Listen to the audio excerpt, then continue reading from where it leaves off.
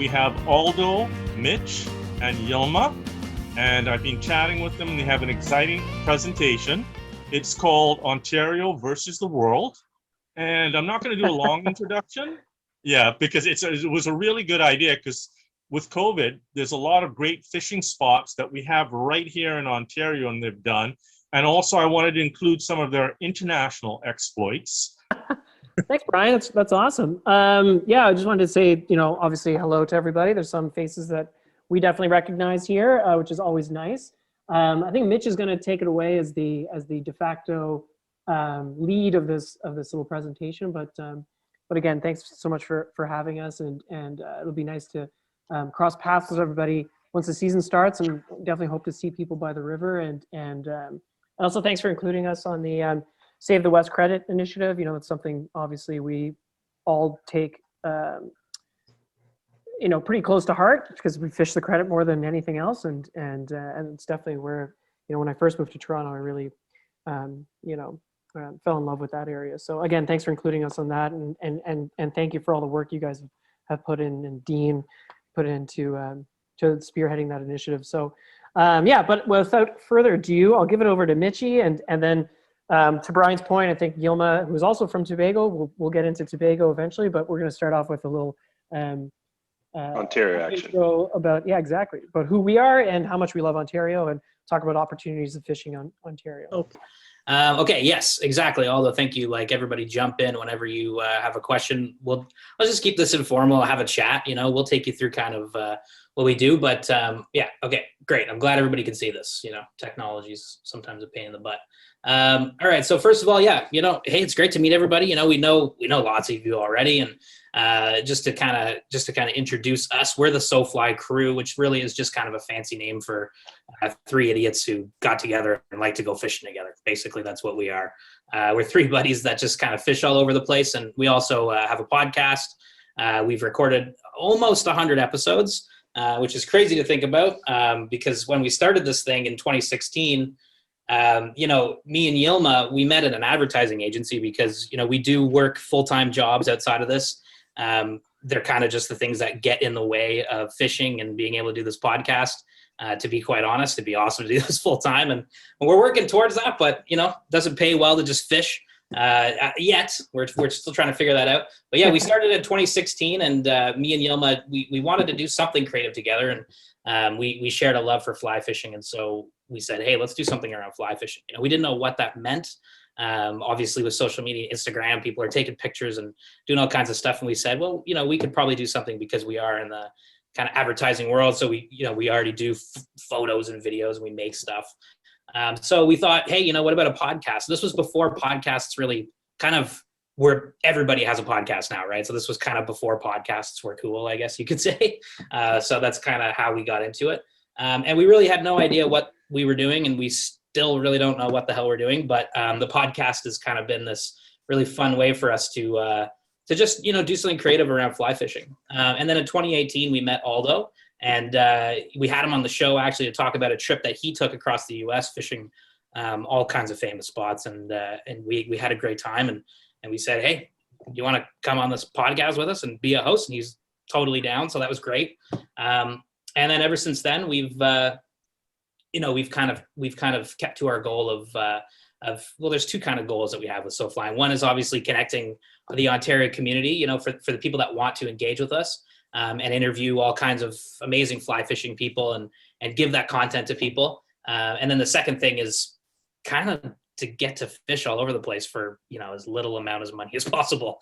Admittedly, that is definitely a goal. So SoFly was that. It was going to be a podcast. It was going to be this kind of photo project, a source of just fun video content that we can make, a community events kind of thing. We do fly tying nights at Left Field Brewery. We do all kinds of stuff with community, which is great, and it's tons of fun. And then also obviously acting as kind of another group to advocate for the rivers and streams and the wildlife. Another liaison between the rivers and the people that are, I don't know, actively not really thinking about it. So that's kind of how we got started, and then and we've kind of blossomed from there and become this kind of channel.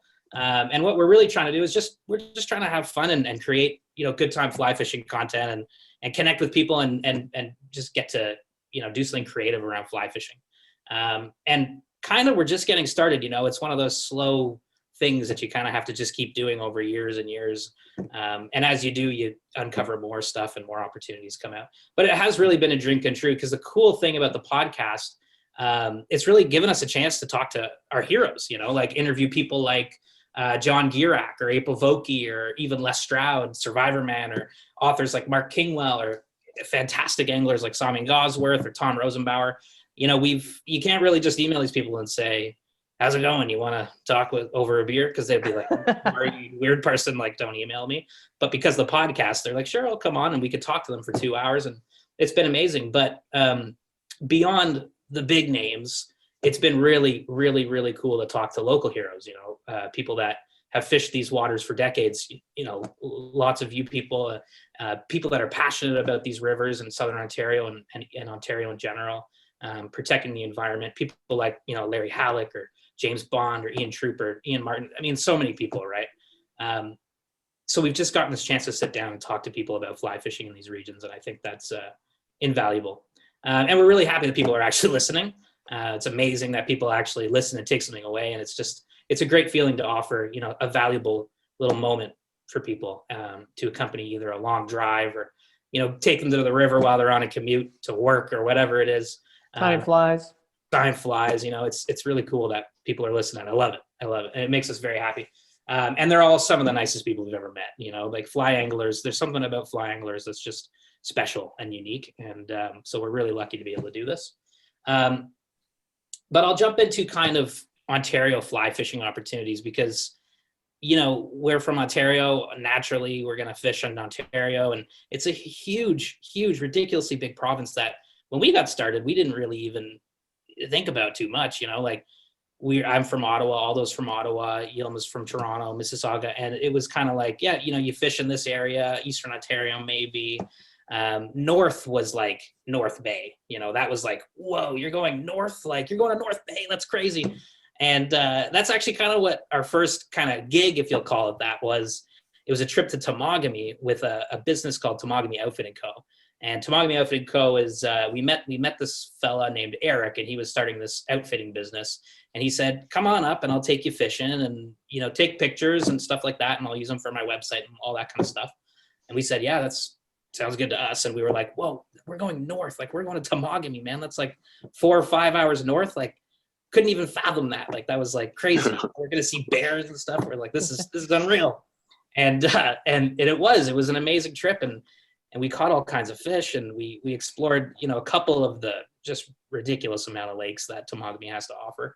But it was really, really cool and eye-opening to see that even just 4 hours north, we were into some amazing fly fishing opportunities where it was just like, oh, you could spend 100 years here and never fish everywhere, and in terms of the fish that exist up there, I mean, it's all the warm water fish from bass to pike to walleye, panfish, whatever, suckers if you want. And then, trout and all those species. It's really just it feels untouched. It feels wild and rugged. So that was kind of our first kind of gig into the Northern Ontario world. And since then, although what have we been doing with Temagami? Because it's been kind of a long relationship so far. It's been great. Yeah, just before I jump in, we had a quick question that said, have you ever gone live on Facebook? And the answer is no. But the answer is yes to our YouTube. We have a YouTube channel, and we did actually our first live broadcast, if you will, for our end of the. We always have like an end of the year episode, and we did this one live, and it was super fun because we had people come on the show. We just invited people who were commenting just on the show and had them on, so listeners, and it was a really fun way to interact. Like Mitch said, a big thing that we really got in the swing of doing was, especially in the off season, was doing events at breweries. And we really loved meeting people in the community and learning, all those little, everybody's little story, and losing that sucked. So doing the live broadcast was a way to do that.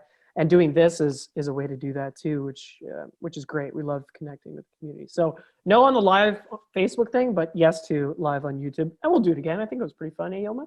Yeah, I loved it. Yeah. Yeah. Then in terms of Temagami, like you guys went up there first before without me, and then you introduced me to the region.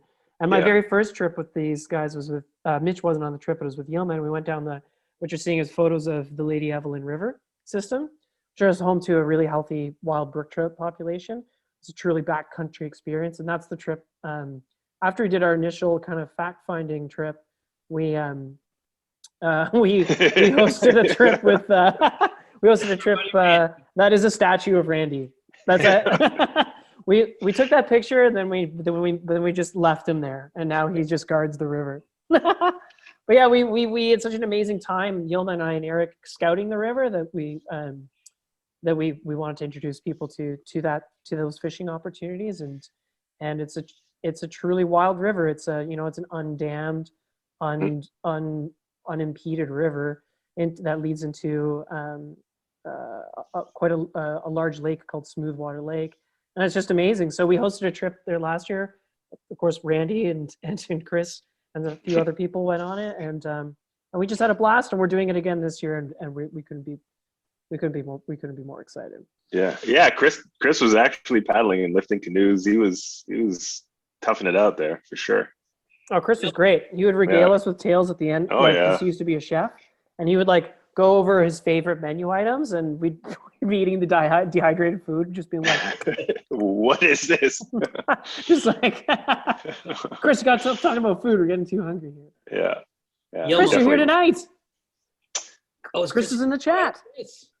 Oh, hey, Chris. Good to see you. Yeah. So yeah, that was a fantastic trip. We didn't have the best weather, but we did get into some good fish, and it's a special place to do some truly backcountry wild brook trout fishing. And Yilma, when it comes to the bass, what's the smallmouth like? Because I know you have a heart for the Temagami smallmouth. Yeah, so Red Squirrel, I think it's called Red Squirrel Lake, has some really huge smallies. They don't have the shoulders like the northern smallies do, but it's a big fight. I honestly thought I had a steelhead at one point. Maybe I'm over exaggerating, but they definitely have some really monster smallies out there. The first fish we ever caught in Temagami was the smallmouth. Yeah, canoe, right? Exactly. Yeah. I feel like when we go, the first two trips when we went up to Temagami was just definitely to scout everything out and figure out, the lakes and the rivers and the tribs. And eventually, we fell in love with the Lady Evelyn, and it's immaculate. So, yeah. Yeah, Temagami is interesting because I think it's a great place to go if you want to have a backcountry kind of paddle camp sort of fly fishing trip, because it's just so untouched and untapped. It's just a giant swath of land that's just lakes and rivers, and a lot of the people that go there are paddlers. It doesn't necessarily have a huge fly fishing presence. It's just kind of people canoeing through, and you can go spend a week on a campsite in the backcountry and not see anybody, so it's that kind of thing. If you're into adventuring and if you're into exploring and paddling and looking for places that people might never have fished, I mean, Temagami is a great place. Yes, absolutely. And it is home to the only home to the Aurora trout. Yeah. It is a truly Ontario trout. Yeah, Aurora trout, which is another interesting thing. I wish we had a picture of an Aurora trout that we caught in this deck, but we don't because we didn't catch any. We tried. We tried very, very hard. Very, very hard because we went up and fished actually with these next folks that we'll talk about. Maybe we'll jump into the Auroras on this next one. And I would say another region is Elk Lake. Elk Lake Wilderness Resort is a lodge kind of just outside of Temiskaming Shores. If you follow the highway up north of Temiskaming Shores, it's right off highway. I can't remember which highway. 65. 65, yeah. But it's a drive-in lodge, very comfortable place to go. Roger and Mary are the owners there, and they're super accommodating, very hospitable. You can get an American plan and have all your food taken care of. They've got boats. It's right on the Montreal River. It's very, very easy place to go and fish. So it's kind of, if you're looking for a Temagami-like experience, but without the backcountry camping and paddling, Elk Lake is that's exactly what you want, right? You just drive your car right up to a cabin. They've got a bunch of cabins that you rent out. And then you don't have to worry about anything. You just fish, they bring you food, lunch, everything, and it's amazing. But we met those owners back in 2018, and they had just opened up this resort, this lodge, and they said, you guys, again, it was you guys take pictures, why don't you come up and, take some photos, maybe do a podcast, blah, blah, blah. And we're like, that sounds amazing. So we went, And we've become friends with them as well because they're just amazing people, super, super kind. And the fishing in the Elk Lake region is just insane. Like, it's very good. I think the first time we went there, we were pleasantly surprised by the just the fishing opportunities because, Temagami, you do have to kind of work a little bit harder to find those spots. You're on a lot of big lakes and things like that. So you kind of got to do your research. But with Elk Lake, when we went up, you could fish the Montreal River. And if you have any kind of, knowledge of how a river fishing works, which we all do, you're going to have success. You're going to catch a bunch of fish. And there's lots and lots of pike in that river, which empties into a lake called Mountain Lake. And there's bigger pike in there. And then all kind of the warm water species as well as walleye. But when we went up, there's a couple trips you can do at Elk Lake. So there's the Montreal River, which is, hopping in the Lunds and the Legends and fishing off, these bass boats for warm water fish. Or you can hop in the truck and take Roger's John boats. He's got two 12-foot John boats, aluminum boats with 5-horse motors, and you just take them with you, and he basically brings you into one of the back lakes, or he'll show you on a map, and you can fish a back lake. So you could fish a back lake for trout or pike or whatever you want. And we ended up fishing a lake called what's it called? Hubert Lake. Hubert. Yeah, we fished Hubert and Silver Claim. Yeah. Silver Claim for Splake, and I know For everybody's Splake, like yeah. Splake, but super fun day. We caught like so many Splake, it was crazy, and we just had a blast. And but we also fished Hubert, which was just this back lake that was down some trail basically off a mining road, and there's really nobody that goes there, so it was just catching bass and pike and largemouth and smallmouth, and it was amazing because it's just largely untouched, and we had the whole lake to ourselves. We didn't see anybody, and we just caught a ton of fish. It was like, this is an awesome place, with literally no knowledge of the area. We could go in and catch fish. So Elk Lake is a great place to go. And then again, that's just a little bit more north than Temagami, right? We're driving another hour, 2 hours north of Temagami, and just getting a little further northern Ontario. And I remember when we were going to Elk Lake, we were like, oh, okay, now we're going north, like Temagami, we were like, this is crazy. And then we went to Elk Lake, we're like, dude, this is so north, like Yeah. it was so dumb. Just north. That first Elk Lake trip was the first. We've got one quick question here. Did you drive or fly? We drive for the most part. Drive. Yeah. I think you could probably, I don't know where you would board a plane, but you could definitely land a float plane in the Montreal River to get to Elk Lake. Yeah. I guess you could board, Temagami, you'd land in Lake Temagami. There is actually a float plane airport, Lakeland Airways, in the town of Temagami that services the region. So flying's definitely an option. Or North Bay. We drive. North Bay. You could fly to North Bay, and then if you're going with Temagami Outfitting Co., Eric will shuttle in and just pick you up. And I'm sure Elk Lake will have a similar system if you ask them. So you could do that. But the great thing about Temagami and Elk Lake is it's not that bad of a drive if you're okay with a 6-hour drive. Like we've done it so many times now where I think a couple times at Elk Lake. Oh, it's 5 o'clock. We get off work and it's like, we gotta go. And Aldo will come around in his Jeep around the city and pick us up, and then we'll go and drive 6 hours north on like a Friday at 6 o'clock, and sit in traffic in non-COVID times. And it's a pain in the butt, but hey, it's part of the kind of the fun. And you get Wendy's along and everybody's happy. You're not supposed to tell everybody about the Wendy's part. About the Wendy's, yeah, I'll leave the part out. Oh no, that's good. That's good.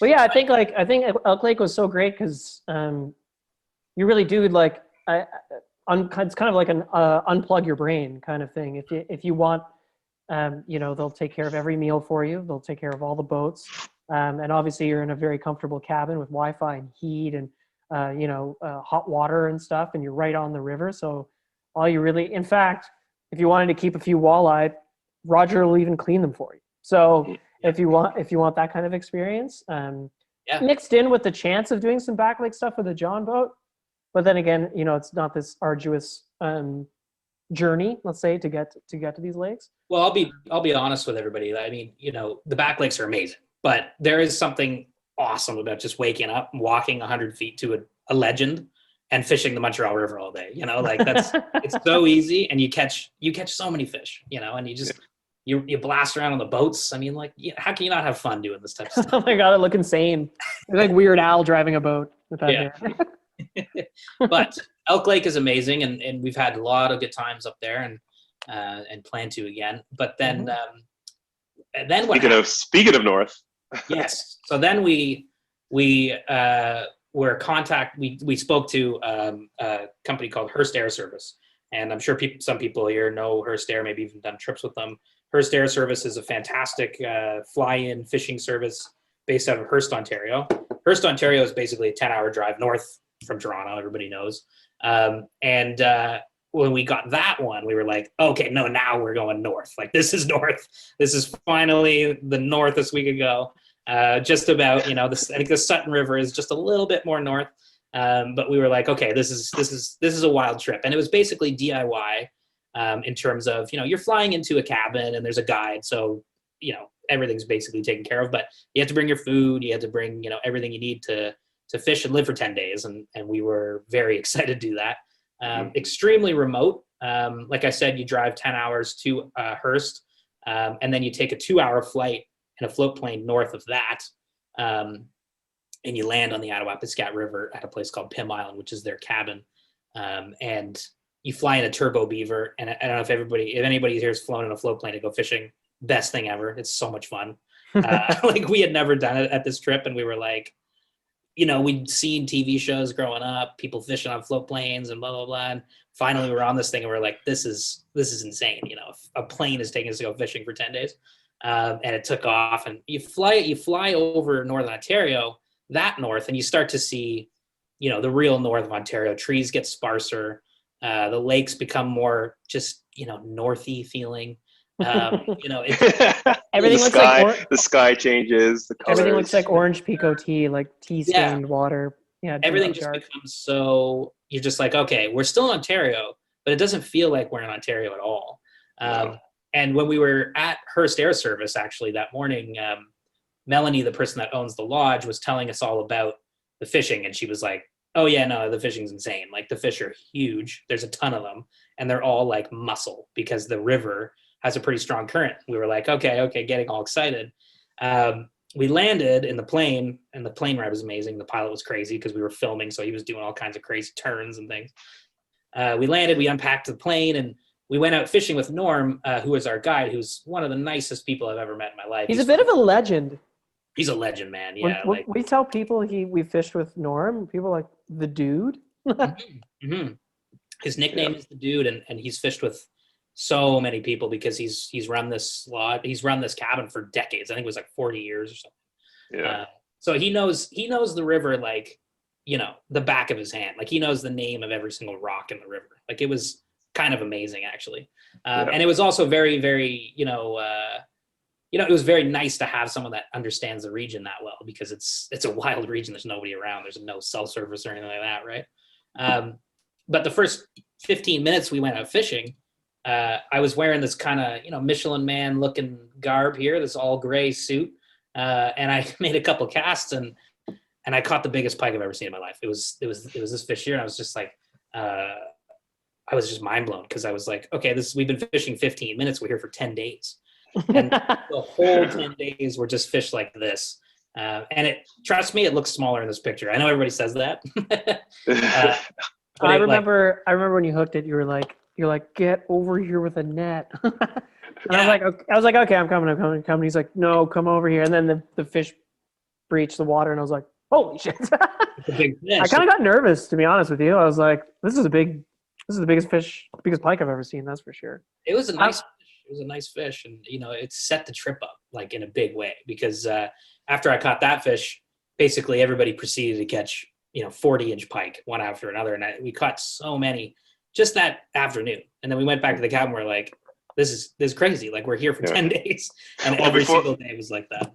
Before we went back to the cabin, then the walleye started coming up to the surface, and 32-inch walleyes was like the average. Yeah, it was insane. Eating little whitefish, like 3 feet below the surface. And it's like, what is happening right now? Like, we're going to catch 34-inch walleye on a fly. Like, this is crazy. It was like fishing for Dorado or something.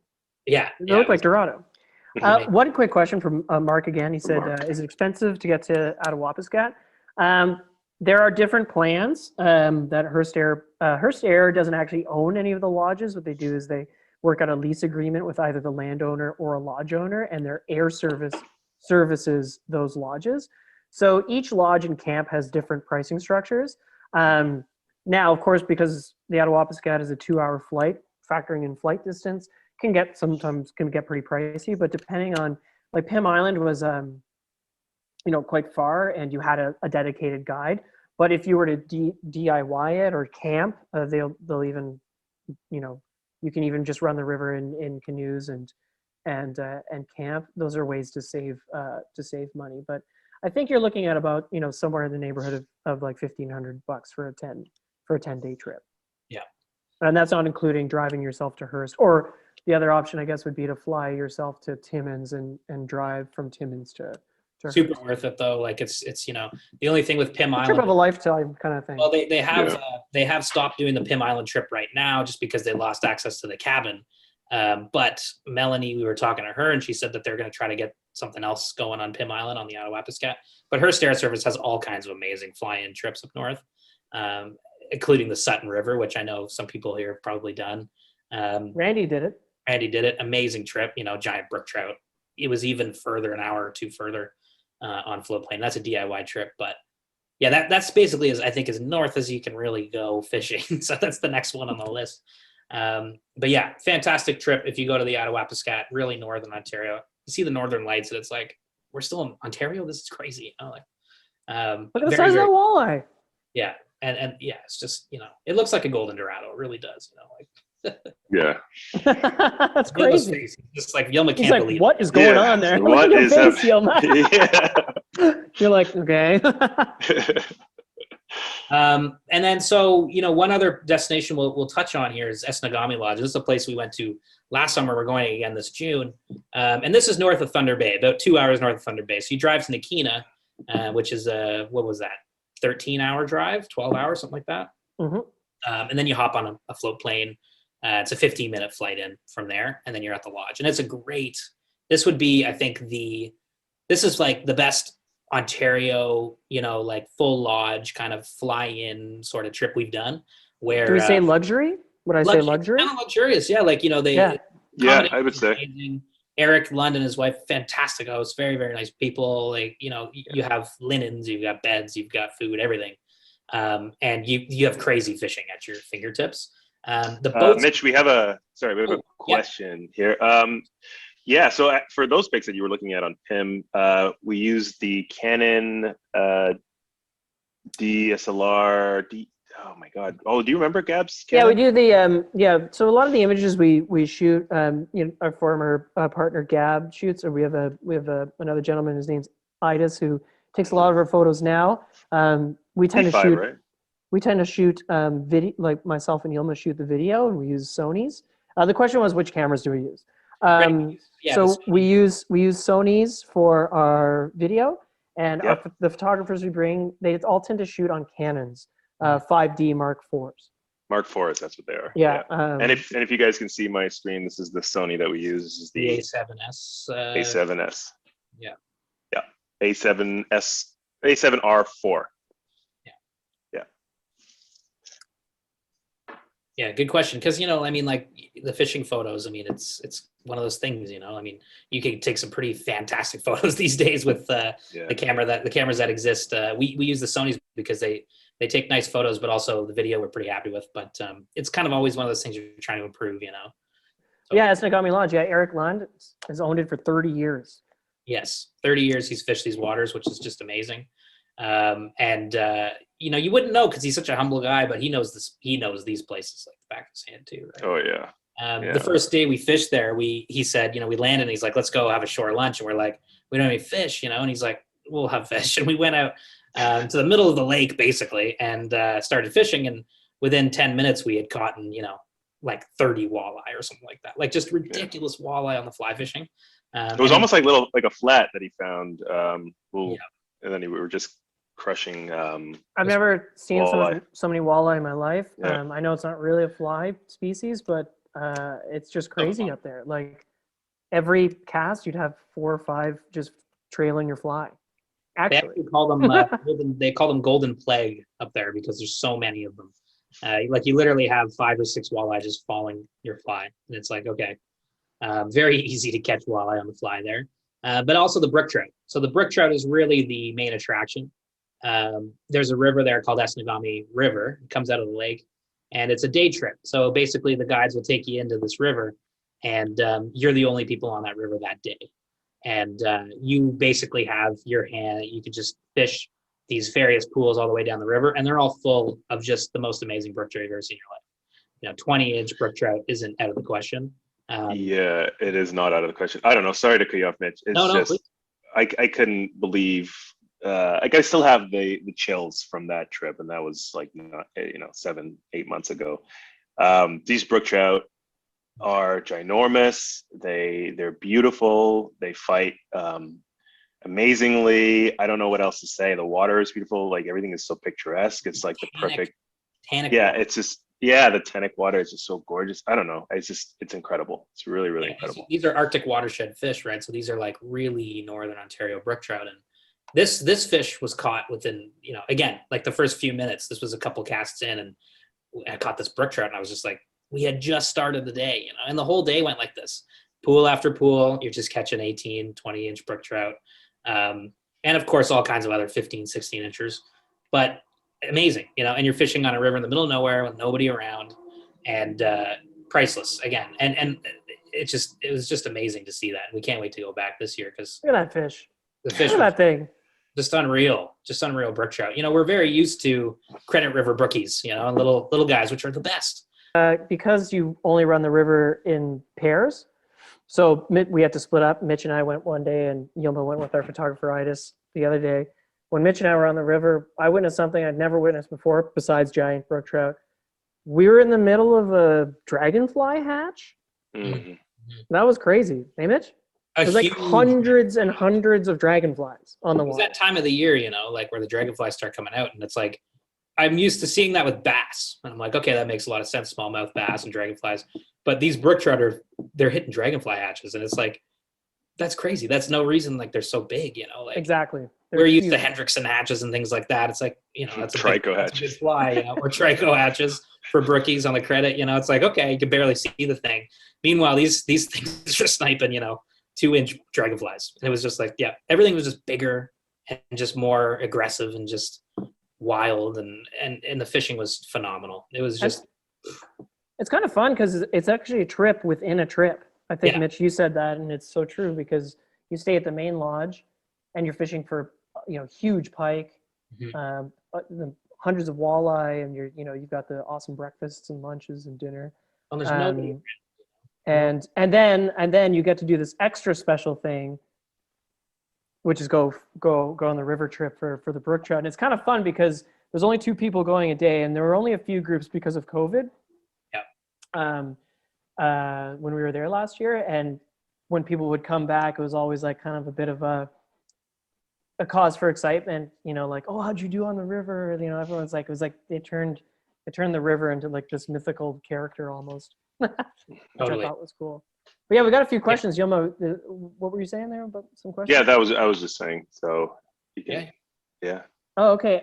Yeah, from Mike, and I guess we can all answer this because we probably all have our own preferences, but do you have a preferred rod weight and line when you're going up north? Maybe Yilma, we'll start with you.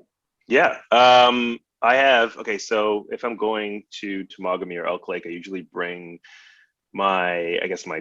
what I like to call my pike outfit, which is my 10 weight, my 8, my Echo 8, and my 10'7", my Redington 10'7", for the bass and walleye, even though I can catch pike on it as well, just to kind of vary it a little bit. And if we did get into some bigger fish, I have my 11 as well. And then if I go to the ESNAGAMI trip, of course, I bring my 4.5 with me. It's my little trout rod, which I did catch the brookies on, but I also did bring the 10'7" with me as well, because these brookies, as you can see, have shoulders. So yeah. I mean, if I was gonna say one rod, I would go up north. It'd probably be a 2-3 weight. We all No, know how much you I go love up fishing there. 2-weight. I'm not too crazy about light rods for fish. I'll bring an 8-weight, rod, and you're like pretty set to catch whatever the heck you want to catch, from pike to these brookies. Like I'll tell you right now, in the river, an 8-weight rod. It didn't feel like, oh yeah, I wasn't just horsing them in. Like it was, you could still feel these fish because the current is fighting as well, right? So yeah, I think an 8-weight rod is a good just general all around rod to go up north. Yeah, for sure. Yeah, the 10'7" that I have, I usually use that the most for everything. Same. So yeah. I have a 10'7", first of all, because I'm 5'5". And I find that if I'm out of a canoe, especially in Temagami, I do like the added reach. I also use the 10'7" on the ESNAGAMI River. Again, probably for the same reason that Mitch just said. The fish are, they're actually pretty large, and we'd like to, you don't really have the luxury to frig around with like a 4-3-weight. Of course, definitely a 4-weight could probably get these fish in, but it was nice to be out of the canoes with a longer rod. And then to echo Yilma, I do like a heavier rod for pike fishing, not because I don't think an 8-weight can bring a fish in, more has to do with the casting. Especially when we were on the Attawapiskat, we were using like kind of musky style flies, like really large flies, and to deliver that cast, I find that I really do like a 10, something in the 10, 11 weight. Obviously, we've done some saltwater fishing too, so the 10 weight doubles as a saltwater musky pike. Just call it my big game rod, and like Yilma said, because we get to fish together, we tend to, someone's on the camera and someone's fishing, we tend to try to rig our rods with different sink rates. So if I've got a 10 weight in the boat and Yilma's got a 10 weight in the boat, my 10 weight's probably got a sinking line on and his has a floating, so we can change depths. Because again, the way we tend to fish, especially out of boats, is one guy's on the camera and the motor and the other guy's fishing. Plus, fishing north, it's nice to have a sink setup and a float setup because you never really know what condition you're going to get into. You could drift 10 feet and be, 5 feet deeper, and it's like, well, let me throw the sinking line on and you have success. And I also lied, actually. I bring a 9-weight loop booster. That's kind of what I've been fishing. I was gonna mention your booster. It's incredible. An 8'8". Yeah. It's like a pike specific rod. It just launches. Awesome. It's very stiff. It's very not comfortable to fish, but it's kind of fun. But yeah. The next question is, how do you pack the gear for travel in Jeeps, planes, etc.? That question is from Ryan Teal. Yeah, finding just good quality packs and bags. That's kind of been the thing. We find bags, we're like, that'd be good for this or that. Typically with camera gear, we use dry bags. You just put them in that because we'll bring them in the boats and stuff gets wet. So we're just trying to keep it, careful. When it comes to packing the cars for a long haul, it's very Tetris. It's very family vacation style, just making everything fit as best we can. Yeah. To add to that, I think what the dry bags do, and you can get 60-liter. I think 60-liter dry. Is that too big? What's the yellow one that I have? All those. It's like. Yeah, I think it's it's like a 50-liter right? duffel style. Yeah. North Face bag. Yeah. Yeah, and what that does is it's just peace of mind. You can roll up all your t-shirts and your dry fit clothing really easily, and you don't have to worry about it. You can chuck it in and just take it easy. So if you go on a float plane and it falls off, you're all good to go. So I definitely recommend a good quality dry pack for sure. Yeah, I think that's something, especially since camera gear started to be in the equation for our fishing trips. We tend to only use packs that are dry bags. Fish Pond makes some awesome submersible dry bags, which I know some of our photographers really love. And then one quick note on the plane, you can carry on everything but your hooks. And I would highly recommend carrying everything on. Yeah. The last thing you want to do is show up on a trip, especially down south or across the country. Let's say you're going to BC or something, and not be able to fish. Yeah, that actually did happen to me in Mexico. So I've been lucky enough to go, to Florida to fish, down to Mexico a couple times. But it was the first SoFly trip to Mexico. We were fishing the San Can for bonefish with Yilma, and I got in this big argument at Pearson. This was in 2019. I was like, you got to let me carry this on. Like everybody else does. It's not a problem. And they're like, no, it'll be fine. Anyway, we get to Mexico and the rods weren't there. Yeah. I like had a minor panic attack, but they came the next day, and actually the airline was really great about it, and our guide let us borrow his rods. But just a quick note on packing. There's I hear a lot of things about like you can't carry lines on because they think you're going to strangle people with them. I've never had that happen. Just anything sharp, obviously you're going to have to stow that, but I would definitely bring your rods and reels on the plane. Yes. Bruce asked, what is the perfect amount of time to spend there?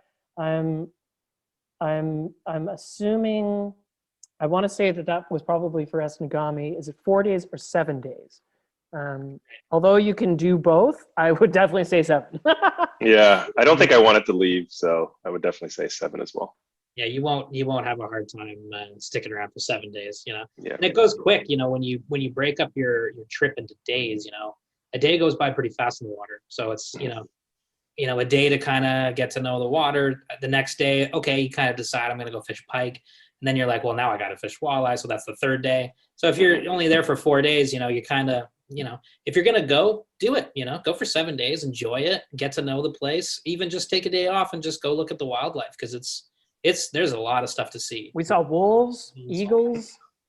Yeah. So yeah, 7 days, definitely. But hey, you know, if you only have 4 days, don't not go. I mean, 4 days is also great.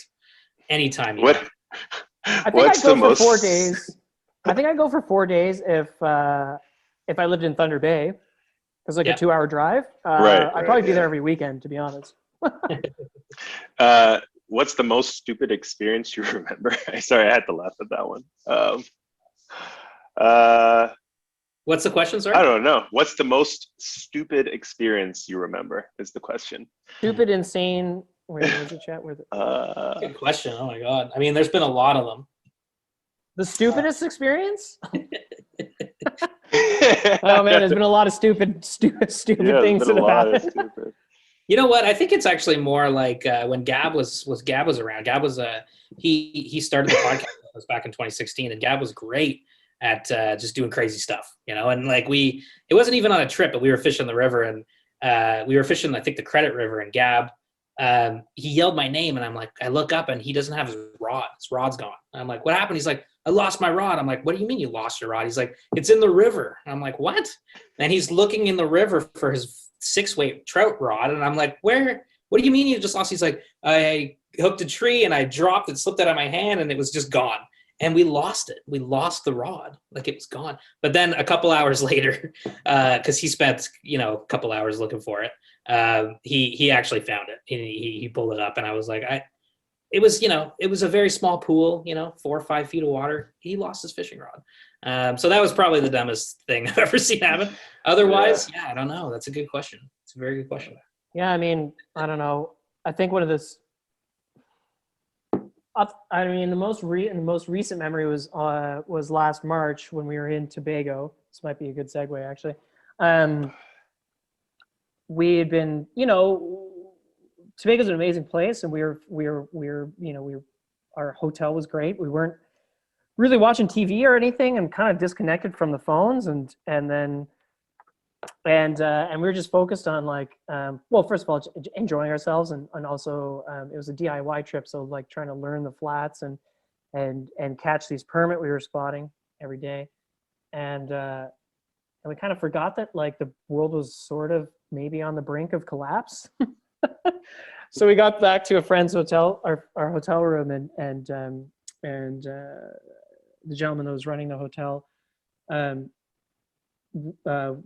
us over just for a beer at his place, and he turns the TV on, and the first thing is CNN, and it's like, Italy shutting down, NBA canceled.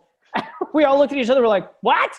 And so it was like this panic of like, okay, are we going to get home? Am I stuck in Tobago now for a while? Not the worst thing in the world. But for me, that was one of the most, that was one of the more, I don't know if it was stupid, but it was something like stupid. Yeah. It felt stupid. Like It felt stupid to be there at that. And we're like, do we just do something crazy irresponsible? But everything turned out well, fine for us anyway. Not so much for the world. Okay, we got some. I know Brian wants us to talk about Tobago, but we do have a few more questions from Mark. Sturgeon, yeah. Well, before. Oh one yeah, above, before that, sorry. Have you ever fished for sturgeon? No, but our guide Norm on the Attawabascat was able to like legally fish for sturgeon, and he set out bait every night, but we never got to see one because it would have been pretty cool to see one. Would love to fish for sturgeon. I know I've seen people fish out on the Fraser for those. I mean, beautiful fish. You know, that'd be amazing. Hopefully soon. Mark asks, for each of us, what remains a fly fishing destination we most want to visit? Awesome. I love that question, man, because it's like right now more than ever, you know, like we've all been locked up and stuck at home and, you know, can't go anywhere. And all we've done is interview people that are like, oh, you know, we talked to someone in South Africa recently and he's like, it was summer there for them. And he's like, fishing's amazing down here. You know, he's like fishing the ocean. And we're like, oh my God, like snow outside my window. Can I start? I know I just jumped on that. I'm really excited. Please start. I would say my number one destination right now would be Africa. Like I'd love to go to Africa and fish. And I know it's just like it's such a crazy destination, but to go to either South Africa or go to you know, Namibia or Zambia and fish the Zambezi or something like that. That would be like if someone was like, you can go anywhere right now, that 100% Africa would be on the top of the list. But that's kind of an easy answer because it's such a wild, amazing Well, trip. and you guys have been there. We did. Yellow and I mean, were lucky enough to fish South Africa. We were on a job with our work shooting a commercial for Coca-Cola. And when I was flying there, Yilma texted me like, "We have tomorrow off, and we're gonna go fly fishing." And I was like, "No freaking way!" I was so excited. He's like, "Yeah." I'm like, "We're gonna go fish the ocean. You know, we're gonna go fish some crazy saltwater stuff." He's like, "We're going fishing for rainbow trout." I'm like, "What? Rainbow trout in South Africa?" Yeah. And sure enough, I landed, and you know, the next day we got up, and our guide came, Richard Wales, nicest guy ever, and he drove us into the mountains of South Africa, and we fished rainbow trout, and it was just classic fly fishing, upstream dry fly fishing for rainbows, crystal clear water, you know, beautiful fish, and it was one of those things because it was so different, you know, like I think when we were on the river, we could hear baboons around the kind of mountain, and our guide's like, if you see them, just don't show them your teeth. And I'm like, this is the coolest thing we've ever done right here. You know, we're fishing near baboons. I mean, that's pretty for rainbow trout, you know. Yeah. But I would say Africa. Or anywhere with golden dorado. Go south for golden dorado. I just would love to catch the golden dorado. They're just, and I know those are both adventure destinations. There's so many places I want to go, but I mean, those two places would be wild. Yeah. But that's just me. Yilma? I think Patagonia for browns, and I would say the Zambezi for tigerfish are definitely two on my bucket list for sure. In the works, man. We're gonna do it the next couple of years. Mm-hmm. Aldo, what about you? I think I probably have to echo the Patagonia thing. I think you know, back in the Ottawa days, I used to work at Green Drake Outfitters as a teenager. And the first fly fishing film I ever saw was the Trout Bum Diaries, which is when those guys, I can't remember who they were, but they drove across Patagonia fishing for these insane fish. And that's kind of stayed with me for power of an image. You know, that image is kind of burned into my brain. Love to see Patagonia. And then I would love to fish Belize. Mm-hmm. I think a saltwater destination would be, I mean, we could pull any saltwater destination. I think somewhere in the South Pacific would be crazy because it would just be such a foreign trip. You know, you'd have to fly to Hawaii and then land in some small speck in the Pacific, and I think that would be pretty wild. But yeah, probably Patagonia. Yeah, I think so. If it's not somewhere in Canada, we're like, that's the thing. You know, like I haven't fished BC. Destiny. You know, could go anywhere. The Yukon. There's just so many cool places. Like I haven't fished the Gasp yet. I know you guys did it. I haven't fished the Gasp Bay yet. It's like, you know, there's a destination we could drive to, you know, and there's just so many places. But yeah. If anyone was like, here's a ticket, Africa. Yeah. Nice. I think it's something I remember about Ontario too, which we're pretty lucky. Like we talked to our friends in Montana, and yes, they have great trout fishing, but that's it. We've got trout fishing, we've got bass, pike. We have, although a bit of a strange scenario with the Great Lakes. We can argue about whether it's artificial or not, but it exists, and the fish certainly didn't put themselves there, so it's not the fish's fault. But we have Great Lakes steelhead and stuff to do, and it's just so it's just such a unique opportunity, and all these destinations we've talked about today, you can drive to them. Sure, it's far, but you can just drive there, which is pretty interesting. We didn't even talk about the Algoma region, which we just started to explore. I know that's a favorite region of the new fly fisher cats like Colin and Bill, and for good reason. It's great fishing too, and you can drive to all these places, which is wicked. Are we on Dean's question? Mm-hmm. Yeah. What is the best month for a Northern Ontario trip? Bit of a loaded. There's a few ways to look at that. Yeah, I mean Algoma. That's why I thought you were answering Dean's question actually, because Algoma. I mean, we went in the fall and we, fished for smallmouth, pike, and muskie in over a weekend. So. But then you go really early. You go May, June, and you're into trout, and you're closer to ice off, which is such an exciting time to be a fly angler, right? I mean, you have so many great cold water opportunities, and the fish are all feisty. The pike are kind of warming up, and they're coming off spawn, and so I would say my favorite time to go north is closer to the spring. I would say early summer. That's things are just kind of. There's also just a buzz of excitement in the air. Where it's like the whole season's in front of you, and you're kind of you're out on the boat, and you're catching beautiful fish, and everything's starting to like wake up again, and it's just so cool. Yeah, but maybe safe to say the shoulder seasons, because then you get fall colors and. But fall is for Great Lakes steelhead. You can't go anywhere. If you're going anywhere in the fall, like what are you doing? You got to be here. Yeah. I don't know, man. Muskie and Algoma was pretty cool. Yeah, I would say that's my favorite time. I mean, I'll brave the bugs and it'll be okay. But I feel the best time for me. Yeah, the bugs are bad. So like anywhere in Ontario, I feel August, September are my favorite times to fish in Ontario for sure. Yeah. For sure. Yeah, I think. Yeah, I mean, you're right. There's the bug factor, but bug factor, tell you, and the bear factor. Oh my god. Anyways, that's why I like fishing in Tobago, because nothing could kill you in Tobago, right? We just got coral snakes and sharks, and. So. Yeah, this actually, Brian seems like his head's going to explode if we don't start talking about Tobago. Oh, right. Yes. Mitch, I sent you a link to our Tobago gallery if you wanted to. I don't know if you want to get out of the slideshow and open that up. You read fly fishing magazines and you look at fly fishing content and saltwater seems out of reach, or at least to me it did.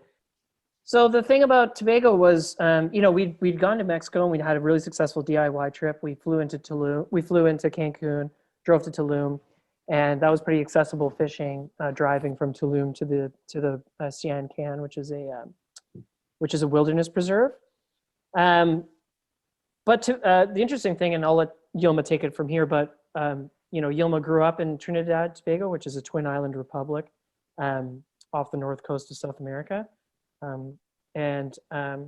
Growing up there, he was looking at the ocean one way, but going back there, looking at the ocean through the eyes of a fly angler changed everything. So maybe, Yilma, if you want to touch on that and what led us to going there last year. Absolutely.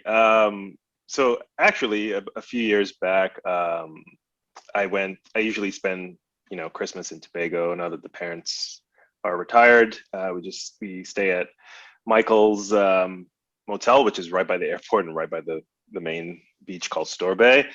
And really, I brought my rod in my reel for Christmas, and I said, you know what, I didn't do any reviews on Tobago. All I did was I made sure that there was a guide down there, and apparently there is one, and only one. His name is Kester, and he's the only fly guide down there. There's tons of fishing guides.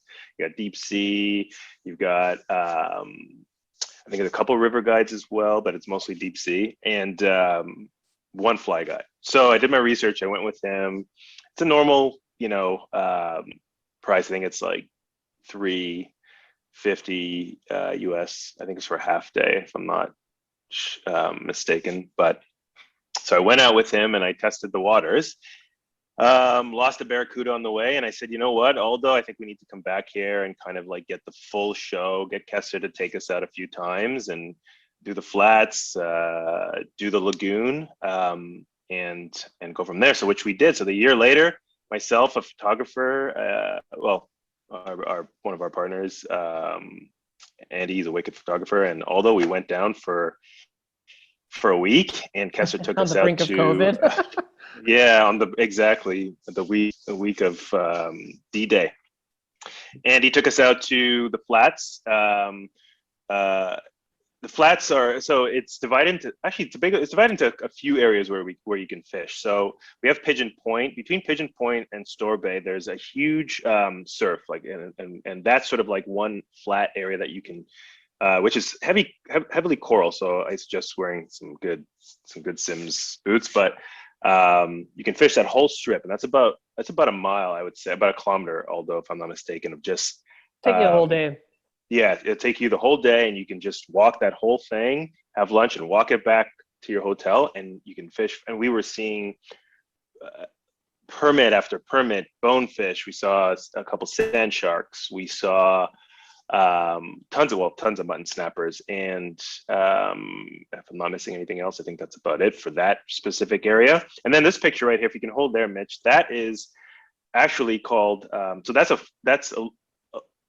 this flat is a little bit off the point of Pigeon Point, and it's called oh my god, it's Boca Reef, and it's called an island pool. And you can actually, after the tours come out, you can actually go there with Kester, and he'll take you there, and you can spend the whole day there looking for tailing bones the whole time.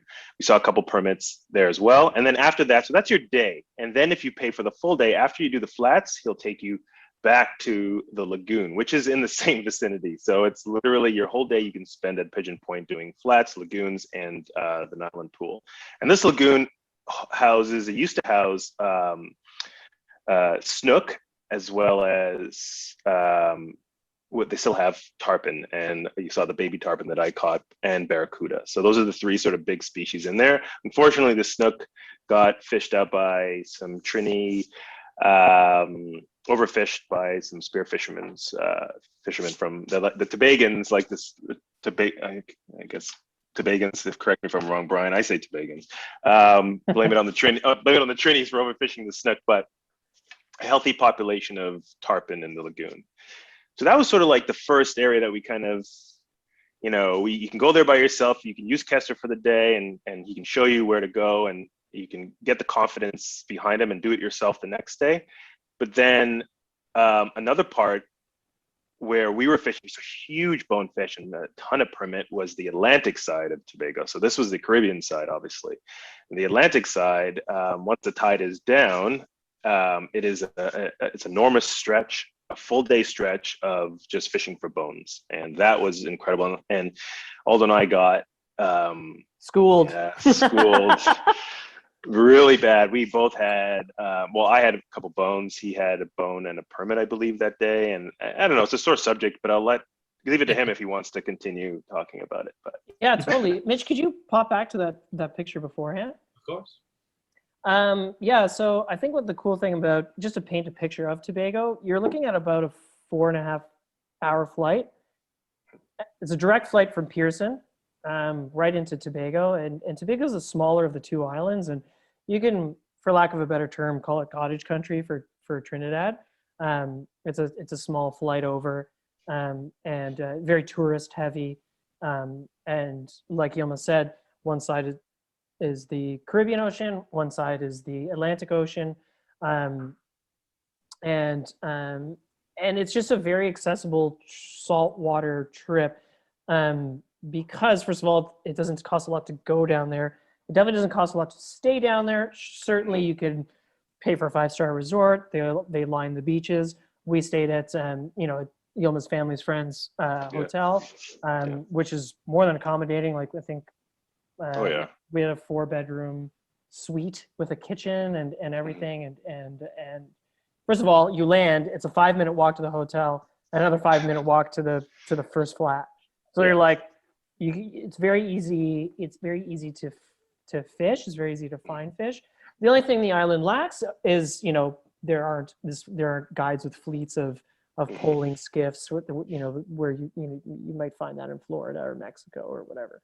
But for what it lacks in, let's say, fly fishing infrastructure, it gains in a complete lack of fishing pressure, because most of the fishing tourism is offshore in the deeper ocean, and the flat species are pretty much left alone. So you have that baby tarpon lagoon, and baby tarpon go up to 50 pounds.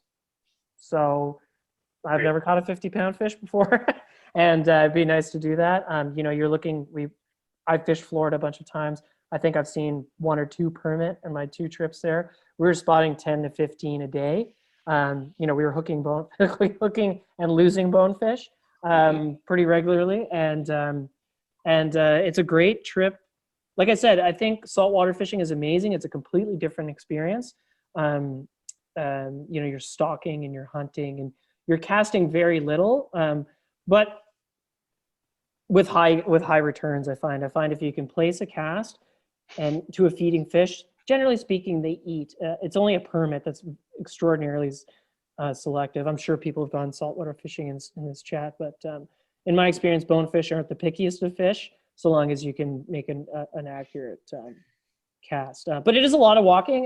You could definitely hire Kester as the guide for the day if you'd like, or you could hire just a boat to take you to the various flats if you didn't want to walk around.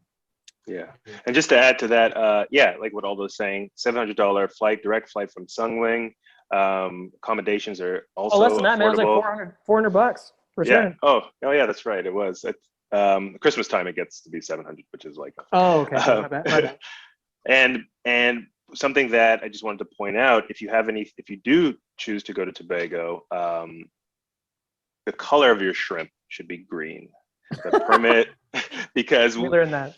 We learned that. We asked Kester, he kind of just said bring everything, and then for some reason he said, "Oh, do you not have green?" And we were like, "Are you serious?" So bring. We had like 2. We had 2, yeah. And we're just like trying not to lose them the whole time. Yeah, so green is the color. The big 3 species definitely get magazine coverage, but there's just so many fish in the ocean. I know it sounds like a crazy thing to say, but there are so many fish in the ocean, and they do take flies. And fish, if you run into a school of jack or mutton snapper, like that's an amazing morning too. Guys, sorry to cut in, but are you going to mention about the dining? Because you said, I was just saying, what could kill you? One of the things is the food. If you eat too much pilau, better belly bust than good food waste. You mentioned, so can you talk about some of the things that you were eating while you were down there and traveling, just in case anybody goes? Yeah, absolutely. There's a lot of greatest food I've been in like a southern destination, I think. It's really great roti. They mix it with pumpkin that sweetens the flavor, which is a nice blend, a nice mix of spice and sweetness. And it's filling, and it's like $1 Canadian. Tobago is they rely a lot on tourism for their economy. So there's a lot of great restaurants that you can eat, a lot of seafood places. Fresh seafood, yeah. Yeah, and it's all fresh. There's also something called Bacon Shark. And Brian, I don't know if you know this, but a lot of the activists are trying to get rid of the Bacon Shark vendors because they feel like they're overfishing the sharks there. I'm just letting everybody know. But Bacon Shark is a huge deal in Trinidad and Tobago because it is basically a fried bread, which we call bake. You put your fillet of shark on it, and you put all these little provisions and spices on it, and it's a combination of that plus the beach that just makes it delicious. So. Yeah, And curried crab and curried goat. Yeah, curried crab and Curried goat. crab, though. Curried, Amazing. yeah. Amazing. Yeah, but it's a great destination, and like I keep saying, I think saltwater fishing, if you have the opportunity, the privilege to go, it doesn't. I try to I hope I'm getting the point across to like demystify fly fishing or saltwater fly fishing. It's it's definitely hard casting into the wind. It's not something us Ontario chaps are used to, but a few days on the flats, you kind of get your sea legs around you and you start seeing things